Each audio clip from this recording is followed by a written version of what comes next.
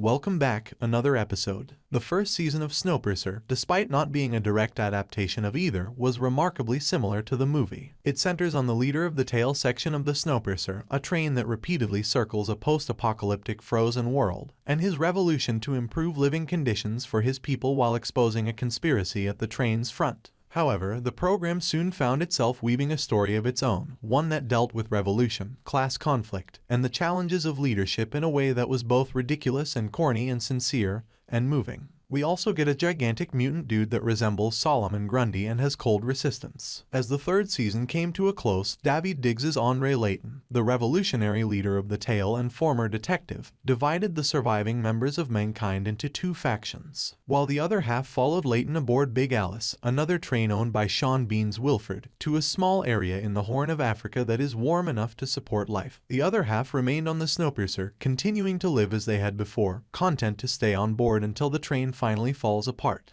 It's strange and thrilling to see Snowpiercer spend so much time outside after spending 3 seasons cooped up in the train's cramped quarters. We witness expansive vistas along with a sizable and prosperous community in New Eden. The survivors have constructed homes and other structures throughout the last 9 months. They even cultivate their own vegetables, blueberries, and bread. Even more, when Big Alice is in low idle, Alex has worked out how to use it to create power for the entire community. The transformation of Layton and his adversary-turned-ally Ruth Wardell in New Eden is arguably the most remarkable. It is immensely fulfilling to witness Ruth, who was once Snowpiercer's main torturer before seeing the mistake of her ways, rise to the position of mayor and leader of this town. Wright is still one of the show's highlights because she exhibits genuine concern for the welfare of her people and, unlike Layton, the capacity to remain composed under duress. In the meantime, after his contentious deception to the passengers in Season 3, Layton was able to resign as leader, as the season opener demonstrates. The program acknowledged that managing an army and a resistance is not the same as managing a community, and that revolutionary leaders don't always make for good peacetime leaders. Wilford acknowledged Layton's ability to persuade people to support him in his endeavors as a salesman and public speaker. But this is better for everyone because the last time Layton was left in charge of the remnants of humanity,